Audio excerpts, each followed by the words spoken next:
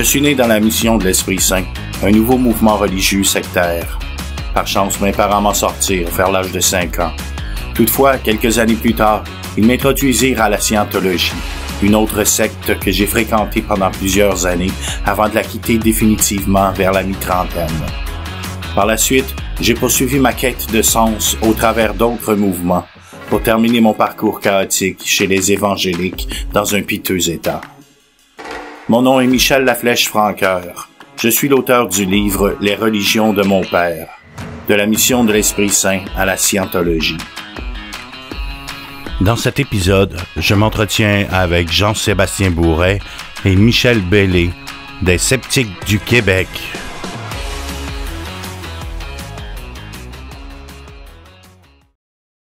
Ils vont loin, ils disent que seul l'esprit peut sauver et guérir le corps. Oui. Donc, seul l'esprit peut... Toi, tu as-tu cru ça à un moment donné? Je peux te dire comment est-ce qu'on l'interprète. C'est qu'on se dit que on sait qu'on est malade à un moment donné, mais on pense que c'est l'esprit qui va nous guérir. Ou on cherche quel procédé de scientologie qu'on doit faire pour régler nos bébites, pour devenir plus puissant en tant qu'esprit, pour arriver à guérir notre corps.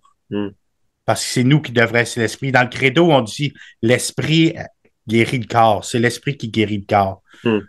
Puis on parle aussi du traitement de la maladie mentale qui devrait toujours avoir lieu dans le domaine religieux. Oui, ça c'est spécial. Quand je l'ai lu, j'ai été vraiment surpris comme quoi que ils disent qu'on ne devrait jamais, à partir du moment où Hubbard a dit OK, ben la scientologie, ça va être une religion, puis là, il va plus loin, il dit qu'il faudrait jamais traiter la santé mentale en dehors des religions. Ça devrait toujours passer par la religion. Et sous-entendu, ça devrait... C'est parce que lui, il traite la santé mentale avec ses procédés, mais là, il veut s'appeler une religion.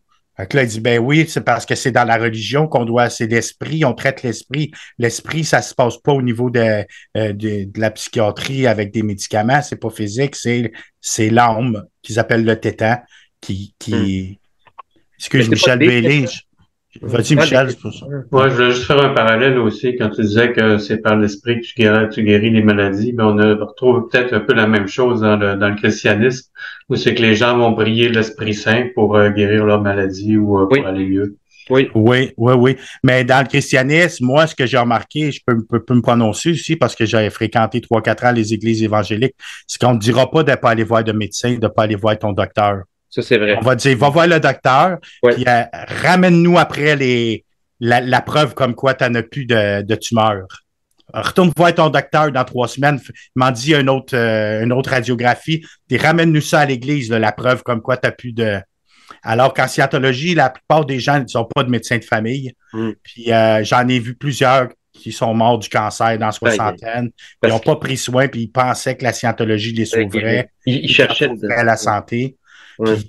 Ils vont toujours voir le médecin quand ils sont rendus en phase 4, en phase 3, en phase 4. Ils attendent trop tard. Puis ils n'ont pas de suivi. Ils font, eux autres, le cholestérol, le diabète, puis tout ça, là, ils ne croient pas là-dedans. Là. Mais c'est ça qui rend dangereux. C'est parce ça que qui rendre... Oui, est-ce que, juste pour préciser, si tu admets que tu es diabétique ou que tu as un problème de cholestérol, tu prends des médicaments, tu n'as pas le droit de faire de scientologie. Fait que eux autres, ils ignorent leurs problèmes de santé. Ils ignorent. Puis là, à place de ça, ils prennent plein de produits naturels. Parce que si tu prends des produits naturels, ben là, t'es pas vraiment... c'est pas des médicaments. C'est écrit sur le label de la bouteille de produits naturels. C'est jamais écrit comme des médicaments. Ils vendent ça comme des produits de... Je sais plus trop le terme, là, tu sais, mais ils n'ont pas le droit de se labeler comme des médicaments. Les scientologues, à la place, ben, ils vont prendre full curcuma ou plein de cures antiparasitaires, des affaires que j'ai vues, là, tu sais, pour pas être labelé comme une personne médicamentée, pour avoir le droit de continuer à faire de la scientologie. Mais je voulais identifier, je voulais mettre l'emphase comme quoi ça, c'est un des dangers de la scientologie, quand c'est rendu que soit la scientologie, soit une autre religion à tendance sectaire convainc ses disciples de se détourner de médecine ou de traitement dont ils ont besoin, ça met leur vie en danger. Là, ce que je comprends, c'est qu'en étant membre... Non, ben la scientologie ne te dira pas de ne pas aller voir le docteur. OK. Elron Hubbard n'a jamais dit qu'on ne pouvait pas aller voir les médecins. OK. Sauf qu'il t'a dit que si tu es malade, tu ne peux pas faire de scientologie. Ben, OK. Fait que tu veux pas être malade, fait que tu ignores, puis c'est pour ça que tu allumes juste quand tu es rendu à phase 4 ou quand tu es rendu que tu as besoin de prendre de l'insuline, quand tu es rendu au bout. Parce que si tu es malade, même en si tu te considères comme pré-diabétique ou un cancer bénin là, que tu es traité, tu peux pas faire de scientologie. Tu es pratiquement persona non grata parce que tu es une personne PTS. Si tu es malade, tu es une source potentielle dans ce nuit. Faut que tu trouves les personnes autour de toi qui t'oppressent avant de retourner dans la scientologie. Et ça, c'est un autre dommage que la scientologie fait. Elle encourage les gens à s'isoler de non-scientologues. Hein? On l'avait déjà dit, je le sais, mais ça, c'est un autre problème parce que je veux juste que les gens saisissent pourquoi tu les dénonces. Là. Les gens, aussitôt que les gens là, en scientologie, moi, là, je critique publiquement, ouvertement. Oui. Alors, je suis un ennemi de la scientologie. Alors, je serais pas surpris que un scientologue, rentre dans la maison ici puis me tire. Je serais pas surpris. Ça arrivera pas. Mais j'en ai lu dans les livres. Puis moi, il m'est arrivé chez nous à Montréal, on a fait de l'intimidation, des rouleaux de papier de toilette devant chez nous. Ou après ça, ils te voient, ça arrive, ils veulent t'arracher la tête, là. T'es pas leur ami, là. Les scientologues, quand tu critiques publiquement, tu dénonces la scientologie publiquement, comme je le fais dans les médias, tu es une personne qu'ils appellent un gibier de potence. Les scientologues sont autorisés à te faire n'importe quoi pour te faire taire ou te faire disparaître et ils n'auront pas à en tenir compte devant le système d'éthique de la scientologie. Ils vont pouvoir continuer à être scientologues. Ils ont vraiment une attitude. La fin justifie les moyens. S'ils veulent te faire taire, là, ils ont droit à utiliser, ils font de l'intimidation. La scientologie, c'est comme un gouvernement comme la Corée du Nord ou comme la Russie. Très répressif. Poutine, là, élimine ses ennemis. Quel autre l'avion qui vient de tomber, là. En scientologie, ça ressemble à ça. Sauf qu'ils peuvent pas aller aussi loin que ça parce que quand ils étaient sur ces bateaux, en dehors des eaux territoriales, là, ils pouvaient faire n'importe quoi. Mais quand tu es dans un pays et tu n'as pas de place où te réfugier, il faut qu'ils se tiennent un peu plus tranquilles. Mais ils en ont fait des affaires, là, la scientologie des années 70, là. Ils sont rentrés dans à peu près 1000 bureaux gouvernementaux dans plusieurs pays pour aller voler tous les dossiers qu'ils avaient contre Ubar, contre la scientologie. À peu près 1000 scientologues qui sont rentrés, des espions. Ils ont infiltré le FBI, ils ont infiltré l'IRS.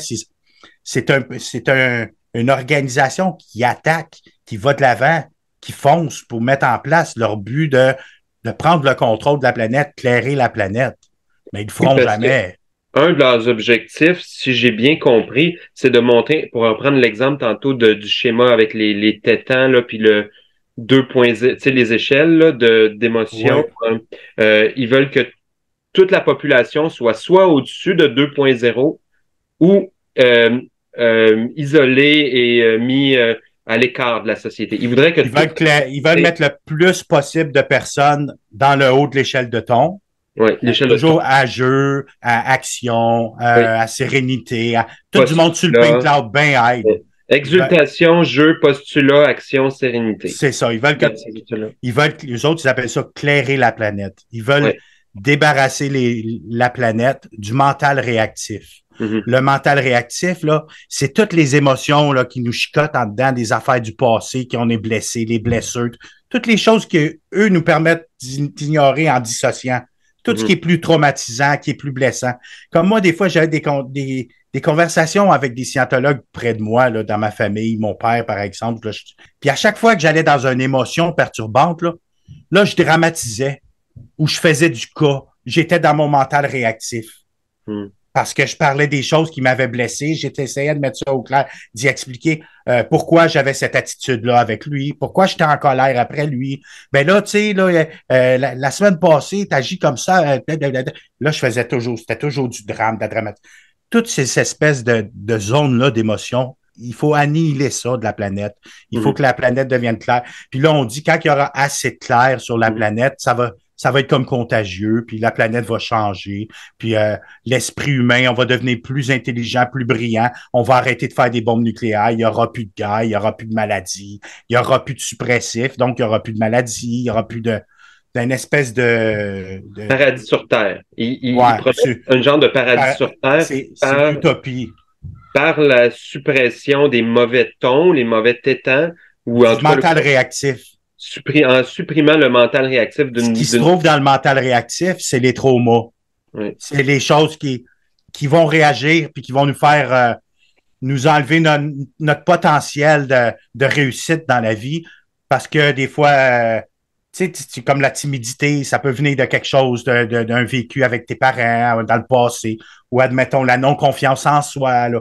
Tout ce qui est négatif, là, il faut annihiler ça. Puis là, quand tu es sur le pink cloud scientologique, là, tu vas pas dans ces émotions-là. Puis les personnes qui t'amènent dans ces émotions-là te mettent tout en envers. Fait que tu les étiquettes comme des personnes suppressives, puis tu les évites. Michel Bellin. Ça fait que ce qu'il faudrait faire, ce que la scientologie voudrait faire, ou ce qu'elle devrait faire en premier dans ce cas-là, si elle veut éliminer les mouvements de victimisation, tout ça, ce serait d'éliminer le wokisme, entre autres, qui justement met l'emphase sur les groupes minoritaires comme étant des victimes des groupes majoritaires.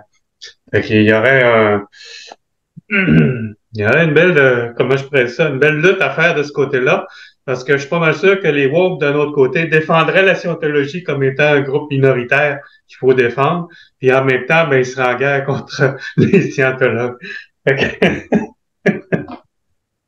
Bon, je dérape un peu. Je ne sais pas quoi penser. Là. C'est pas de ça que je parle, Michel. Là. Qu'on soit woke ou qu'on soit pas woke, des fois, on devient agressif. Des fois, on vit de la peine. Des fois, on se sent mal dans la solitude. Des fois, on a du ressentiment. C'est ça que je pense. Ça n'a aucun rapport avec le wokisme. Là. La scientologie veut annihiler les émotions négatives. Alors que moi, par exemple, quand j'ai rentré en scientologie à 21 ans, j'avais commencé à écrire des chansons. Mm-hmm. J'en ai mis 2-3 textes dans la fin de mon livre. Puis c'était toutes des affaires tristes. Mm-hmm. Parce que j'étais dans grosse souffrance. J'avais été agressé sexuellement il y a 13 ans avant, puis je n'avais jamais parlé. Puis j'essayais de prendre ça sur mes épaules parce que puis je me voyais dans le miroir comme un esti tordu qui avait, tu sais. Puis là, j'étais arrivé en scientologie, puis ils m'ont dit, tes chansons, là, c'est tout dans le bas de l'échelle de ton. Fait que arrête de chanter ça. On veut pas les entendre. C'est tout de la merde. Puis moi, là, c'est ça que j'ai. Fait que là, je les ai écoutés, puis j'ai arrêté de chanter ça. Puis au lieu de retrouver mon authenticité, puis de dealer avec ce qui m'avait brimé puis ce qui m'avait détruit, je suis devenu une demi-personne. Je suis devenu dissocié 24/24, puis je me sentais super bien. Fait que j'ai traîné dans cet état-là pendant 3-4 ans, au lieu de continuer à écrire mes chansons jusqu'à temps que ça allait sortir, le méchant, puis que peut-être que je commence à écrire des choses plus moins tristes, tu sais, puis que je vive mon espèce de hargne que j'avais, puis que c'est ça qui m'a enragé dans Scientologie, puis c'est ça qui m'enrage toujours. C'est parce qu'ils privent les gens de leur authenticité, parce que les émotions négatives, ça fait partie de l'humain. Excuse-moi, j'en sais pas. Non, mais il n'y a pas de problème. Tu viens de dire la phrase que j'allais dire, c'est qu'un autre des choses un autre dommage que la scientologie t'a fait, c'est qu'ils t'ont encouragé il y a des émotions qui t'ont encouragé à ne plus être en contact avec ces émotions-là, de ne plus y penser, c'est comme de les fuir, de fuir certaines émotions, comme tu disais, comme la tristesse. Puis au lieu de confronter les choses, ils t'ont encouragé à les fuir et tu vas jusqu'à dire que ils t'ont encouragé à mettre de côté ta personnalité présectaire, plus authentique, comme tu venais de le dire, et la réprimer, la mettre de côté même des passions comme liées à de la musique ou des chansons que tu composais. Donc, ils t'ont encouragé à mettre de côté une partie de toi-même et que tu as seulement pu retrouver une fois que tu as mis la scientologie de côté. Là, tu as pu... Ouais, après, j'arrivais plus à écrire parce que quand moi, là, écrire des bottins de téléphone, là, t'es belle, on s'est vu sur la rue Mont-Royal aujourd'hui, veux-tu venir prendre un café? C'est pas ça moi, quand j'écrivais, c'est des choses que je chantais, qui étaient senties, qui étaient inspirées, tu sais, je me retrouvais, ça me révélait des choses sur moi-même au travers de mon écriture. Et puis, j'ai ignoré ça, mais c'est parce qu'en scientologie, t'es jamais victime. T'es toujours responsable. Alors là, il faut que tu prennes responsabilité de ce passé-là. Puis là, si c'est trop gigantesque, puis qu'il y a quelque chose que tu peux pas prendre responsabilité, tu l'ignores, puis tu l'évites. La scientologie, qu'est-ce qu'ils me disent, c'est que moi, je suis responsable des agressions sexuelles que j'ai vécues. Je suis responsable de l'abandon parental. J'étais responsable qu'il n'y avait rien à manger dans le frigidaire chez nous quand j'avais 9-10 ans. J'étais responsable que mon père n'a jamais été là pour me montrer un minimum d'affection.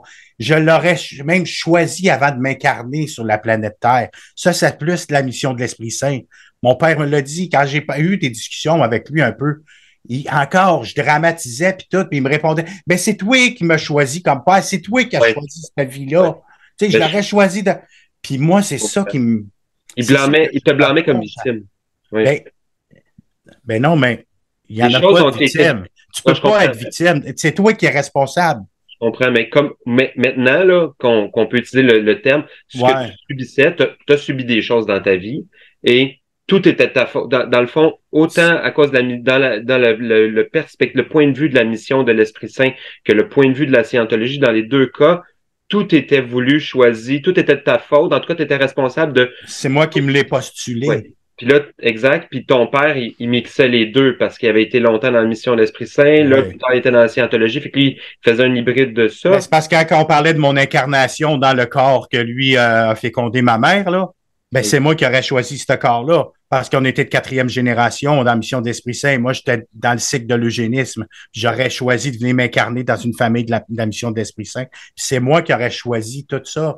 Fait qu'il n'y a pas moyen d'alléger le fardeau que tu portes, parce que la personne, mon père aurait pu me dire oui, je comprends que tu ne l'as pas eu facile.